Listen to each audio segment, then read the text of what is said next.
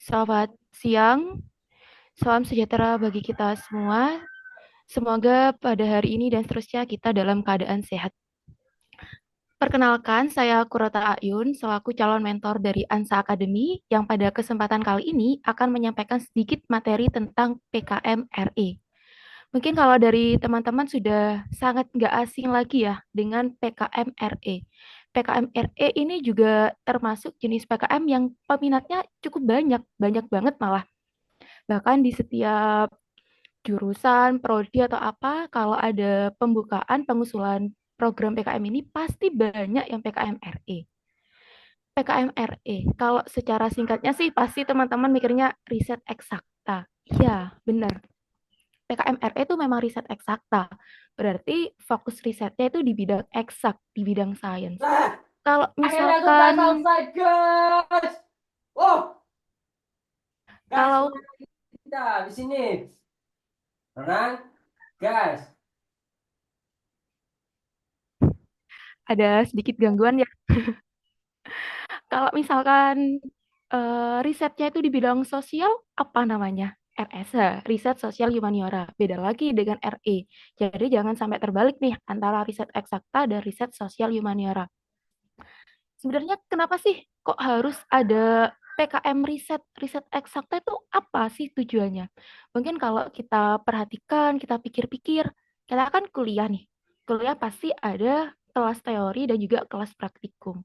Nah, riset eksakta ini salah satu tujuannya untuk mengaplikasikan, mengembangkan, dan menerapkan teori yang kita dapatkan selama perkuliahan. Tapi kan kalau kayak gitu praktikum juga termasuk bentuk pengaplikasiannya kan, bentuk penerapannya kan? Iya benar sih. Memang benar. Praktikum itu juga termasuk salah satu pengembangan atau pengaplikasian dari teori yang kita dapatkan selama di kelas. Tetapi kalau praktikum itu hanya terbatas di topik-topik tertentu saja. Kenapa saya katakan terbatas? Karena kan di setiap praktikum itu pasti ada yang namanya modul praktikum. Dan nggak semua topik yang kita pelajari di dalam perkuliahan itu ada praktikumnya. Makanya di sini nih, PKM Riset Eksakta bisa kita jadikan wadah untuk mengembangkan, mengaplikasikan, dan menerapkan ilmu atau teori yang kita dapatkan selama di kelas tadi. Secara umum, tujuan dari PKM Riset Eksakta itu juga sudah jelas di buku panduan ada 3 nih. Yang pertama, menumbuhkan minat dan kemampuan riset. Pastinya untuk teman-teman yang kuliahnya di bidang sains atau eksakta, baik di sosial humaniora juga, itu ada yang namanya riset. Kita sudah diajarkan praktikum di dalamnya. Lantas, gimana sih cara kita mengembangkan apa yang kita dapatkan tadi? Kita pasti sudah dibekali yang namanya kemampuan riset. Kita dibekali untuk belajar riset selama perkuliahan melalui praktikum tadi. Tapi, supaya apa yang kita dapatkan tadi, ilmu yang kita dapatkan tadi, itu lebih bisa dikembangkan secara luas melalui riset eksakta ini. Pengembangannya melalui PKM riset eksakta ini. Memang, untuk mengembangkan kemampuan riset kita, itu nggak hanya di PKM ini saja, memang benar, tetapi setidaknya PKM RE ini memberikan wadah kepada kita, yang mana kita bisa mengembangkan kemampuan itu tadi. Kemudian yang kedua, memahami metode riset dan analisis data. Kalau praktikum, sudah jelas di modul ada metode. Bagaimana cara kita analisis datanya itu sudah jelas. Tetapi, kalau di riset eksakta ini, namanya juga riset, kita topiknya harus bersifat inovatif dan ada unsur kebaruan di dalamnya, maka di situ akan timbul, akan muncul metode-metode baru untuk mendapatkan hasil yang maksimal. Juga ada metode-metode baru untuk menganalisis datanya. Nah, disitulah kita diuji bagaimana kemampuan kita, bagaimana kita harus memahami metode risetnya, bagaimana cara kita mendalami analisis datanya. Disitulah kita diuji. Kemudian, dalam melakukan riset eksakta ini, memang tidak harus idenya itu benar-benar pure baru, itu nggak harus. Tetapi setidaknya ada unsur kebaruan di dalamnya. Misalkan, di tahun sebelumnya nih kita sudah mengajukan satu topik, tetapi tahun ini kita juga mau ngajukan lagi, kita nggak apa-apa. Mengembangkan topik yang tahun kemarin itu nggak apa-apa. Tetapi harus ada hal yang membedakan. Harus ada unsur kebaruan di dalamnya. Kalau kita mau memberikan unsur kebaruan di dalamnya, pasti di situ ada metode yang berubah. Bagaimana hasil yang kita dapatkan itu bisa mengembangkan hasil yang telah didapatkan tahun sebelumnya. Kemudian yang ketiga, menghasilkan riset yang berkualitas. Pasti dilakukan riset, pasti tujuannya menghasilkan riset yang berkualitas. Kenapa riset itu harus berkualitas? Karena nanti aplikasinya bukan hanya di skala laboratorium. Mungkin kalau riset itu terus kita kembangkan, nantinya hasil riset ini bisa diterapkan di skala lapangan, di masyarakat luas. Contohnya, kemarin saya tahun 2023 ya, tahun terakhir saya mengajukan proposal PKM, itu di bidang topiknya fotokatalis. Nah, fotokatalis itu memang salah satu aplikasinya itu untuk pengolahan limbah, limbah bidang industri, limbah batik, dan lain sebagainya. Nah, di riset eksakta ini memang penelitian kami, riset kami masih dalam skala laboratorium. Akan tetapi, jika topik tersebut dikembangkan lagi, terus-menerus dilakukan riset, sampai mendapatkan hasil yang optimum, itu bisa langsung diaplikasikan terhadap limbah industri, limbah batik, dan lain sebagainya. Jadi tiga itu tadi tujuan umum PKM riset eksakta yang sudah tercantum jelas di dalam buku panduan. Kemudian tadi tujuan riset eksakta. Sekarang ruang lingkup dari PKM riset eksakta ini apa aja sih? Kalau di dalam buku panduan ada 4 nih. Yang pertama ada kesehatan, MIPA, agro, dan yang terakhir teknik. Kesehatan. Secara umumnya kesehatan. Tapi kalau kita ulik lagi, semakin ke dalam, kesehatan itu kan luas banget ya. Ada kedokteran, ada psikologi, farmasi, kesehatan masyarakat, keperawatan, dan lain sebagainya. Apalagi kalau MIPA, matematika dan ilmu pengetahuan alam. Bisa matematika, fisika, biologi, kimia, geografi, dan lain sebagainya. Begitu pula dengan agro dan juga teknik. Ini hanya ruang lingkup secara umum. Jadi nanti setiap prodi, setiap jurusan, itu setiap prodi dan jurusan di bidang eksak, itu pasti akan termasuk dalam salah satu 4 ruang lingkup ini. Kemudian, ini nih teman-teman yang harus benar-benar diperhatikan. Kriteria keilmuan. Tadi sudah ada 4 ruang lingkupnya. Tapi ini juga harus sangat diperhatikan terkait kriteria keilmuan. Kenapa? Untuk riset eksakta, itu yang kita kaji, topik yang kita teliti, itu harus dengan sesuai bidang ilmu kita. Maksudnya gimana?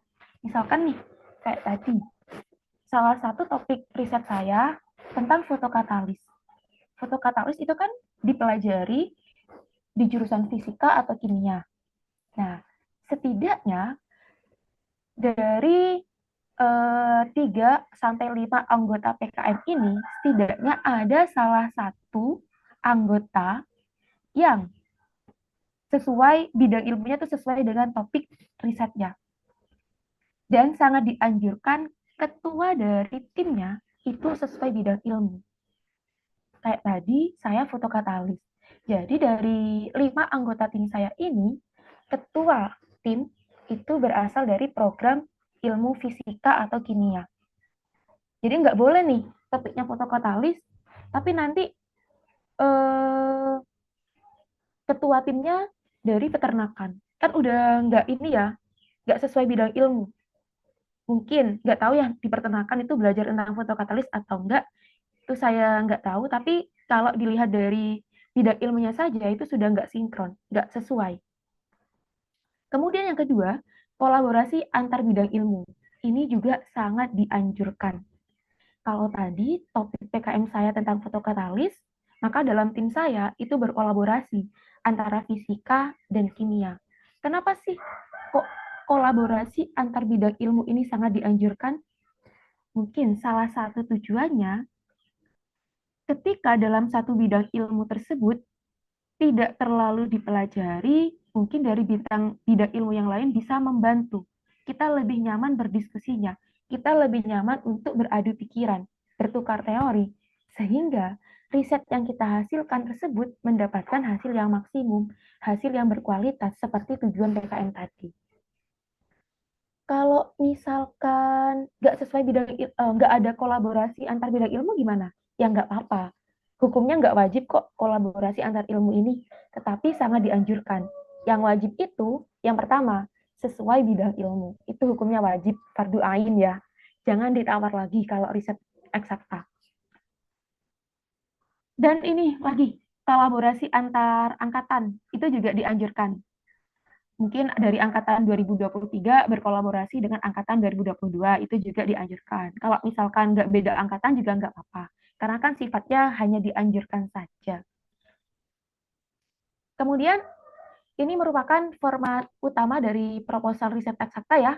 Ada daftar isi, biaya dan jadwal kegiatan. Ini mohon maaf, saya kurang satu menuliskan daftar pustaka. Teman-teman harus benar-benar memahami bahwasanya proposal PKM riset eksakta itu mungkin nggak hanya riset eksakta ya, proposal-proposal PKM yang lain juga sama, maksimal itu ada 10 halaman. 10 halaman itu terhitung dari daftar isi sampai daftar pustaka. Kalau terkait lampiran itu nggak terhitung. Jadi jangan sampai nih proposal yang teman-teman tulis dari daftar isi sampai daftar pustaka itu melebihi 10 halaman itu jangan sampai. Kalau kurang, nggak apa-apa, asalkan jangan lebih. Kemudian, di format proposal ini ada daftar gambar, daftar tabel, dan daftar lampiran. Itu sifatnya opsional ya. Ada, dicantumkan, kalau nggak ada ya nggak apa-apa. Yang paling penting, itu ada daftar isi, pendahuluan, tinjauan pustaka, metode, biaya dan jadwal kegiatan, serta daftar pustaka. Itu hukumnya wajib ada di proposal riset eksakta. Dan untuk metodenya sendiri, ini kan kadang-kadang nggak sedikit juga banyak teman-teman yang mengutip atau referensi metodenya itu berasal dari penelitian orang lain, pengembangan dari penelitian orang lain. Jangan lupa, kalau kita mengambil atau mengembangkan dari penelitian orang lain, referensi itu wajib dicantumkan, baik itu di pendahuluan, tinjauan pustaka, maupun metode. Di hasil pun juga sama. Kalau ada sesuatu yang kita kutip dari penelitian orang lain, hukumnya wajib untuk mencantumkan catatan kaki, wajib mencantumkan referensi. Jangan sampai berpikiran, ini kan metode, berarti nggak usah ada referensinya. Nah, itu salah besar. Salah besar. Selama metode itu kita kutip dari penelitian orang lain, wajib mencantumkan daftar pustaka. Kecuali metode itu benar-benar ya 100% murni dari pemikiran kita sendiri. Itu nggak apa-apa, nggak ada referensinya. 100, asalkan itu 100% murni. Kalau masih ada campuran dari riset orang lain, metode orang lain, ya sebaiknya dicantumkan. Sangat wajib dicantumkan. Ini saya sedikit lampirkan ya terkait apa-apa saja yang harus dicantumkan di dalam biaya dan jadwal biaya. Nah, biaya ini jadi hal yang sangat penting, krusial juga. Teman-teman jangan sampai salah menuliskan, mencantumkan besaran dananya. Dana itu bisa berasal dari 3 sumber. Yang pertama, Belmawa. Kedua, perguruan tinggi. Ini hukumnya wajib. Dan yang ketiga, instansi lain jika ada. Jadi opsional. Kalau misalkan dari teman-teman ada stakeholder terkaitnya yang bisa memberikan dana, ya berarti nggak apa-apa. Kalau Belmawa, untuk PKM riset eksakta ini, dananya itu berkisar dari 6 sampai 10 juta maksimal. Kalau perguruan tinggi ini wajib memberikan dana intensif ke tim PKM yang lolos pendanaan. Kalau berdasarkan panduan 2024 nih, perguruan tinggi itu maksimal memberikan dana intensif 2 juta. Kalau intensi lain itu maksimal 1 juta. Jadi teman-teman bisa memanfaatkan sebaik mungkin nih sumber dana yang bisa kita dapatkan. Kemudian yang perlu diperhatikan juga terkait persentase dananya. Yang pertama misalkan bahan habis pakai. maksimum 60% dari jumlah dana yang diusulkan. Maksudnya apa? Misalkan total keseluruhan dana yang kita dapatkan dari Belmawa, perguruan tinggi, dan instansi lain, misalkan dana yang kita ajukan ya, mohon maaf, totalnya itu 12 juta. Berarti bahan habis pakai ini itu persentasenya maksimum 60% dari 12 juta tadi. Kalau misalkan kurang, nggak apa-apa. Kalau lebih, hindari aja. Karena kan kita nggak tahu. Nanti reviewer itu menilainya bagaimana pandangan reviewer. Kita kan nggak tahu. Jadi hindari aja. Sama, transportasi lokal maksimum 30%.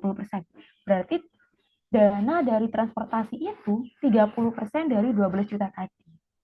Itu ya teman-teman, harus benar-benar diperhatikan perhitungannya terkait persentase masing-masing besaran dana yang kita gunakan di dalam penelitian kita ini.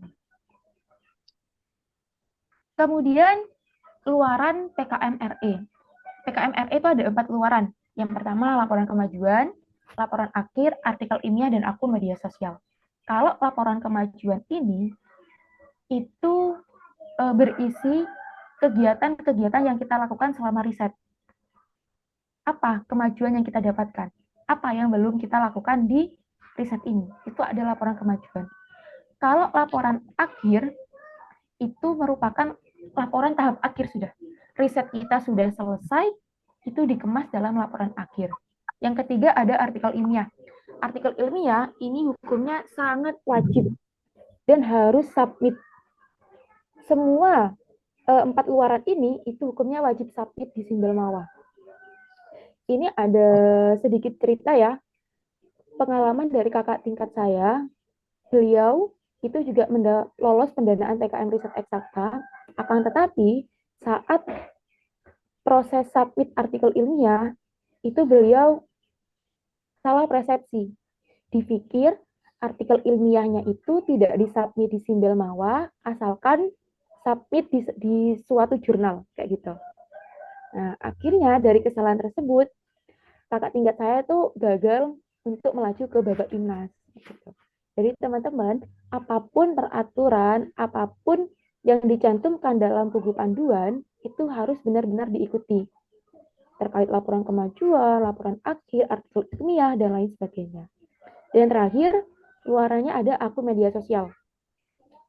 Mungkin kalau di tahun-tahun yang lama, media sosial ini nggak ada ya di luaran PKM, tapi baru-baru ini sekitar 3 atau 4 tahun belakangan ini ya, akun media sosial tuh jadi luaran wajib PKM.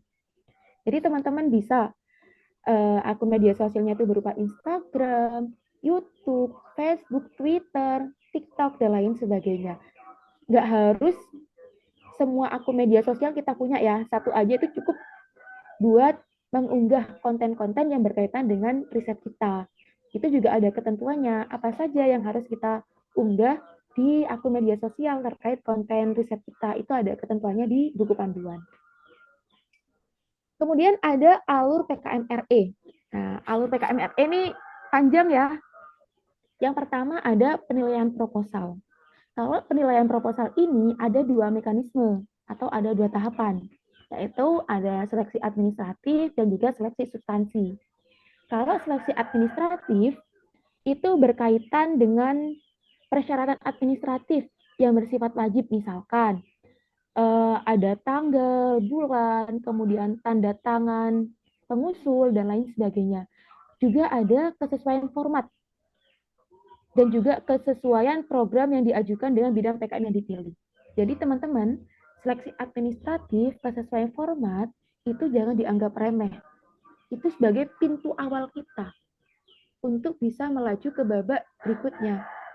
Kalau misalkan seleksi administratif ini kita gagal, otomatis kita nggak bisa lanjut ke tahap berikutnya. Langsung merah, langsung dapat highlight merah di simbol mawa kita. Pengalaman pribadi saya juga, tahun 2023 itu saya mengajukan 3 proposal. 2 di antaranya saya gagal di seleksi administratif. Kesalahannya apa? Di proposal yang pertama, itu tim saya salah menuliskan tanggal di proposal. salah menuliskan tanggal satu angka sangat berpengaruh hebat di proses penilaian proposal ini. Otomatis proposal saya gagal. Kemudian kesalahan yang kedua di proposal satunya nih, saya dan tim salah menuliskan nomor halaman berkaitan dengan angka lagi. Mungkin kalau kita nih lagi ngerjain laporan praktikum atau apa ya, mungkin kalau cuma salah satu angka itu nggak apa-apa sama asisten praktikumnya kayak gitu. Tapi kalau proposal, kalau PKM ini itu sangat-sangat krusial, nggak bisa kita anggap remeh. Jadi teman-teman kalau nantinya mengajukan proposal PKM itu benar-benar diperhatikan, benar-benar diteliti, dicermati secara berkala, berulang kali, dibaca setiap katanya, dibaca setiap formatnya, sudah sesuai apa enggak, kayak gitu. Kemudian yang kedua ada seleksi substansi. Seleksi substansi ini berkaitan dengan ide yang kita ajukan. Ini sudah jelas ya format penilaiannya tuh apa aja di seleksi, baik di seleksi administratif dan juga seleksi substansi. Jadi di penilaian proposal ini sebagus apapun, sekreatif apapun, dan seinovatif apapun ide yang kita berikan, ide yang kita tulis, kalau misalkan dari seleksi administratif ada satu kesalahan komponen saja, otomatis gagal. Jadi jangan dianggap remeh ya untuk penilaian proposal ini. Kemudian tahap yang kedua ada lolos pendanaan.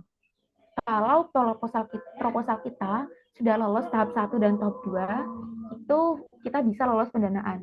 Saat lolos pendanaan ini, kita sudah mulai melakukan riset. Saat lolos pendanaan, dana yang kita ajukan tadi di awal itu tidak 100% semuanya cair di awal, enggak. Tapi ada kalau nggak salah 90% itu dananya cair, untuk 10% itu dicairkan di akhir. Kemudian yang ketiga ada PKP 2. PKP 2 ini penilaian kemajuan program ya. Jadi saat pelaksanaan riset tadi, itu juga ada logbook yang hukumnya wajib kita isi. Ada logbook kegiatan dan juga logbook pendanaan. Di Simbel Mawa yang hukumnya wajib kita isi. Nah, saat PKP 2 ini, disitulah kita melaporkan perkembangan riset kita. Apa yang sudah kita lakukan, apa yang belum kita lakukan, dan apa rencana ke depannya supaya riset kita itu 100%, selesai 100% di PKP 2 ini. Nantinya di PKP 2 itu juga ada penilaiannya, teman-teman. Ada 2 juri kalau nggak salah di PKP 2 ini. Jadi kalau teman-teman nantinya sudah memasuki tahap PKP 2, sebaiknya disiapkan sebaik mungkin. Anggaplah PKP 2 ini simulasi untuk timnas kita. Jadi presentasi harus disiapkan sebaik mungkin. Bagaimana cara kita menjawab pertanyaan, itu juga disiapkan sebaik mungkin. Kemudian yang keempat ada laporan akhir. Laporan akhir ini berarti sudah clear ya riset kita. Semua tahapan riset sudah selesai. Tapi kalau untuk artikel ilmiah tadi, apa harus artikelnya itu terbit saat proses riset kita? Maksudnya ya, misalkan nih kita riset waktunya itu 4 bulan. Apakah artikel itu harus publish selama 4 bulan kita riset itu tadi? Enggak. Jadi artikel ilmiah itu memang kan termasuk luaran wajib, memang harus dipublikasikan. Tetapi publikasinya itu enggak harus dalam waktu 4 bulan itu tadi. Karena kan enggak mungkin. Mungkin ada ya jurnal yang proses publikasinya tuh cepat, mungkin ada. Tapi kalau mungkin target kita itu di Sinta 1, Sinta 2, atau bahkan Scopus, itu kan nggak mungkin dalam waktu 4 bulan itu sudah selesai. Itu kan nggak mungkin, sudah publish nggak mungkin. Jadi kita diberi kelonggaran di situ. Nggak apa-apa. Yang penting artikel ilmiah kita disubmit di Simbel Mawa, dan kita punya bukti bahwasanya artikel ilmiah kita sudah selesai, sudah disubmit di salah satu jurnal, meskipun belum terpublish. Itu nggak apa-apa. Kemudian, yang terakhir ada PIMNAS. Nah, setelah teman-teman melalui proses penilaian proposal, lolos pendanaan, PKP 2, laporan akhir, baru ke PIMNAS.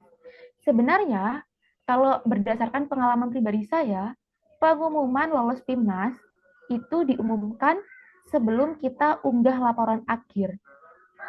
Jadi selang beberapa waktu setelah PKP 2 itu ada lolos pengumuman PIMNAS.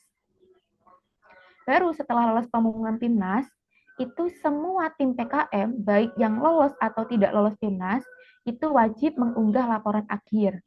Laporan akhir ini sebagai syarat supaya dana 10% yang belum cair itu bisa dicairkan. Saat PIMNAS, apa saja yang harus kita siapkan? Tentunya, yang pertama mental. Karena nggak sedikit peserta yang lolos PIMNAS dan nggak sedikit universitas juga, universitas seluruh Indonesia yang akan kita temui di situ. Kita presentasi secara langsung, kalau sekarang ya, secara luring, di hadapan peserta dari berbagai universitas. Kita harus persiapkan sebaik mungkin presentasi kita harus mendalami betul terkait topik penelitian kita, materi kita, bagaimana cara kita menjawab pertanyaan dari juri, bagaimana pembagian sama anggota tim dalam menjawab pertanyaan, itu harus benar-benar diperhatikan. Latihan presentasi, gak cukup 1 kali atau 2 kali ya, itu memang harus diulang. Sampai kita benar-benar lancar nih saat presentasi. Nggak kelihatan kayak mikir materi, nggak kelihatan kayak menghafalkan. Jadi, apa yang kita presentasikan nanti di Timnas keluar gitu aja. Kemudian, kita juga harus menyiapkan poster ilmiah. Poster ilmiah itu terkait dengan hasil riset kita. Disajikan dalam bentuk poster. Timnas ini anggapannya itu sebagai final kita ya, grand finalnya. Setelah lama mengikuti tahap seleksi proposal, tahap seleksi PKM, akhirnya kita ke Timnas. Oke, mungkin itu saja sedikit perkenalan dari saya terkait PKM Riset Eksakta. Mungkin dari teman-teman ada yang ditanyakan, saya kembalikan ke Kak Raihan. Terima kasih. Oke, terima kasih Ayun untuk penyampaiannya. Mungkin dari teman-teman kalau ada pertanyaan boleh langsung on cam, on mic, raise hand atau di chat gak apa-apa. Raihan, monggo. Halo, selamat sore. Terima kasih kesempatannya bagi Mas Royhan dan Kak Ayun. Izin tanya, Kak, ini kan RE itu riset eksakta. Nah, dalam riset eksakta itu keterbaruan itu salah satu hal yang utama. Jika nih Kak, kalau kita nih ambil RE, tapi itu mengenai pengembangan penelitian terdahulu. Jadi keterbaruannya itu tidak terlalu menonjol. Juga urgensinya itu misal urgensinya juga kurang menonjol. Nah, kira-kira hal apa yang harus kita lakukan di dalamnya agar kita dapat memenuhi kedua kriteria tersebut yang ada di PKM RE khususnya seperti itu. Oke, langsung dijawab aja Ayun. Baik, terima kasih. Jadi gimana sih kalau misalkan penelitian kita itu merupakan pengembangan dari penelitian sebelumnya? Dan kalau dilihat urgensinya itu juga nggak terlalu urgent, keterbaruannya itu juga nggak terlalu wow gitu ya. Menurut ini ya, kalau dari saya sendiri, ide untuk suatu riset itu nggak harus yang out of the box, nggak harus yang luar biasa banget, nggak harus yang sekreatif mungkin, itu nggak harus. Ide riset itu dimulai dari hal yang sederhana. Tapi yang perlu kita perhatikan di dalamnya, bagaimana cara kita mengemas ide sederhana tersebut terlihat luar biasa. Bagaimana? Ya berarti bagaimana cara kita menulis proposal tersebut semenarik mungkin. Bagaimana dari kita cara menuangkan ide yang sederhana tadi ke dalam proposal supaya terlihat sangat menarik. Salah satunya ada di judul. Judul nih mungkin banyak ya yang melihat ide pertamanya itu dari judul. Dari judulnya sudah kreatif, sudah wow banget, wow, pasti ini judulnya luar biasa. Jadi nggak apa-apa, jangan terlalu berkecil hati meskipun ide kita itu nggak yang luar biasa menurut kita. Tapi kita harus mampu mengemasnya dalam hal yang luar biasa. Kemudian, kalau unsur keterbaruannya itu sedikit, pengembangannya itu nggak terlalu banyak gitu ya dari penelitian berikutnya, kita harus mampu menemukan gap dari penelitian sebelumnya. Apa gap dari penelitian sebelumnya? Kekurangannya itu apa? Kalau kita sudah menemukan kekurangannya, kita bisa memberikan solusi. Nah, dari solusi yang kita tawarkan tadi, meskipun solusinya itu sederhana, kita harus mampu. Mampu apa? Mampu menyatakan kelebihan, mampu memberikan kelebihan dari pengembangan yang kita berikan tadi. Yang sekiranya hasil yang kurang baik dari penelitian sebelumnya itu bisa lebih baik lagi. Dan yang perlu kita ingat juga bahwasanya setiap riset, setiap penelitian itu nggak ada yang namanya gagal. Meskipun hasil yang kita dapatkan itu mungkin tidak sesuai ya dengan hipotesis yang kita berikan, nggak sesuai dengan teori yang ada, tidak apa-apa. Itu merupakan hal yang luar biasa. Berarti kita menemukan hal yang baru dari penelitian kita. Jadi jangan pernah berpikir bahwasanya riset itu harus selalu sesuai dengan hipotesis, harus selalu sesuai dengan teori. Berbeda nggak apa-apa. Berarti itu adalah hal yang baru kita temukan lagi. Itu ya Rehan, itu dari saya. Kak, izin feedback boleh nggak? Satu lagi. Ya, ini Kak, misal dari studi kasus seperti tadi ya. Nah, itu kan di dalamnya kan ada pendahuluan, tinjauan pustaka sama metode. Nah, ketika studi kasusnya seperti itu, kita tonjolkan atau kita kuatkan di bagian mana sehingga itu para dewan juri atau reviewer itu semakin tertarik selain ada di judul. Baik, kalau kasusnya kayak gitu, di mana kita harus tunjukkan selain di judul, apakah di pendahuluan ataupun di metode. Nah, selain judul, pintu kedua itu juga ada di pendahuluan atau latar belakang. Di dalam latar belakang ini, kita kan ada beberapa teori ya, mungkin dari hal yang umum, menengah, terus khusus dulu, atau mungkin ada yang nulis latar belakang dari khusus ke umum, itu juga bisa. Kita tonjolkan di latar belakang juga. Kenapa alasan kita mengembangkan penelitian sebelumnya? Apa alasan kita? Alasan kita mengambil topik ini itu ditonjolkan di bagian latar belakang. Latar belakang atau pendahuluan itu kan hal yang melatar belakangi kita. Kenapa sih kita kok milih topik ini? Alasannya lah. Kenapa alasan kita kok milih topik ini? Mungkin yang pertama, studi kasus dulu nih, studi kasus. Kemudian dari studi kasus ada solusi yang kita tawarkan. Oh, dari studi kasus ada solusi yang menangani kasus tersebut. Tetapi dari solusi tersebut masih ada kekurangannya. Kita jelaskan apa kekurangannya dari penelitian tersebut. Misalkan, dari saya kasih contoh ya, dari penelitian saya, fotokatalis itu menggunakan TiO2 sebagai salah satu material untuk mengurangi limbahnya. Penggunaan TiO2 itu sudah banyak dilakukan. Salah satunya misalkan oleh penelitian X tahun 2020. Tetapi dari penelitian X 2020 itu hanya mampu mengurangi kadar limbah sebanyak berapa persen. Yang bisa kita katakan, yang bisa dikatakan pengurangan limbah tersebut masih belum optimum. Nah, dari kekurangan tersebut, kita bisa memberikan solusi nih. Apa yang bisa kita berikan untuk meningkatkan persentase berkurangnya limbah tersebut? Misalkan, memadukan TiO2 dengan material lain, kayak gitu. Itu menjadi solusi yang kita berikan terkait kekurangan penelitian berikutnya, mengembangkan penelitian berikutnya, kayak gitu. Jadi, selain di judul, di bagian latar belakang, harus kita tonjolkan juga alasan kita, kenapa kok memilih topik tersebut, alasan kita, kenapa kok memperbaiki penelitian sebelumnya, kayak gitu. Kemudian di bagian metode, itu juga harus dijelaskan. Apa yang membedakan antara metode kita dan metode yang lain, kayak gitu. Atau metode yang sebelumnya. Itu ya, Rehan. Selain judul, ada latar belakang juga yang perlu diperhatikan penulisannya. Oke. Cukup dari Rehan? Cukup Mas, terima kasih banyak. Sami-sami. Oke, Zaki, monggo. Zaki. Baik, selamat Oke. siang Mbak Kurota Ayan dan Mas Royhan. Suaranya Dan kurang keras di saya, Zaki. halo, suaranya masuk nggak ya?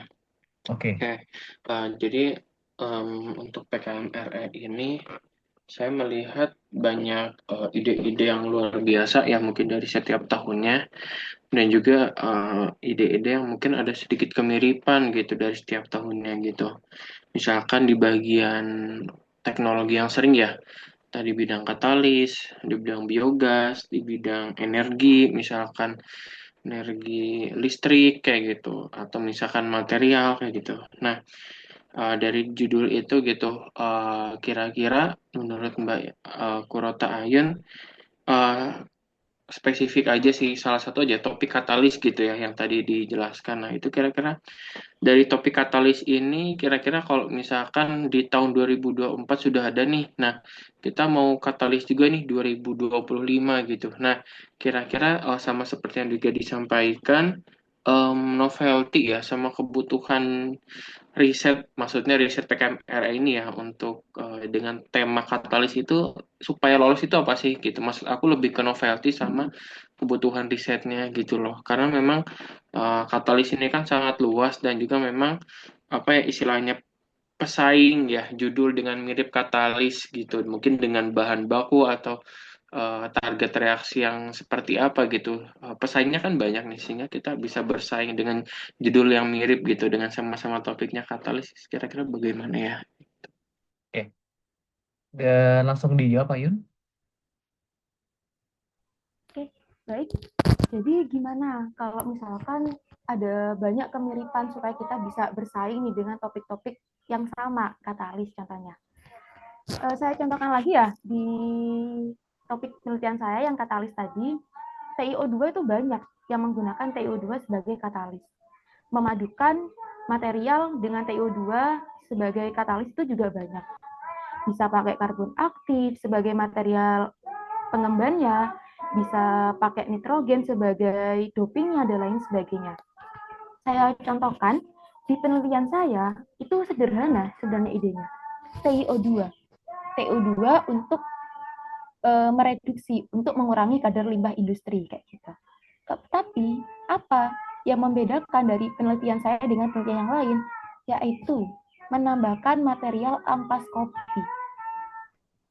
Ampas kopi setelah diteliti itu ternyata punya kandungan yang mampu menyerap, yang mampu menjerap ya kandungan limbah juga. Nah, di situ unsur kebaruan yang diberikan bisa dari bahan baku yang dipadukan, atau mungkin bisa dari metode, atau mungkin bisa dari pengaplikasiannya. Pengaplikasian fotokatalis itu juga luas. Saya kasih contoh di katalis ini ya. Bisa mungkin nanti kita sudah menemukan nih material yang optimum, kita mau mengaplikasikannya, kita bisa memberikan inovasi di pengaplikasiannya, mungkin bisa membuat reaktor fotokatalis, atau mungkin bisa nanti membuat produk katalis yang bisa langsung disebarkan di limbah atau bagaimana, kayak gitu. Jadi sekreatif mungkin. Kalau misalkan ada topik yang sama, mirip-mirip, gimana cara kita membedakannya? Meskipun menurut kita, sama yang sudah saya sampaikan tadi, meskipun menurut kita ide kita itu sederhana, dari kita aja, bagaimana cara kita mengemasnya dengan sangat baik, bagaimana cara kita bisa menampilkan ide kita itu sangat menarik. Gitu. Jadi nggak usah berpikir ide terlalu sederhana, nggak bakalan bagus, nggak bakalan lolos, nggak usah berpikir seperti itu. Saya pun juga sama. Dengan ampas kopi, itu kan sederhana ya. Ampas kopi banyak dijumpai bahkan di rumah-rumah nih. Bapak-bapak biasanya minum kopi juga ada ampasnya. Nah, dari hal sederhana tersebut juga awalnya nggak kepikiran bisa lolos timnas. Tapi dengan kita bisa mengemas hal sederhana itu lebih menjadi hal yang luar biasa, akhirnya bisa membuat kita ke timnas. Kayak gitu. Jadi dilihat bisa dikembangkan dari segi apa saja terkait novelty itu tadi.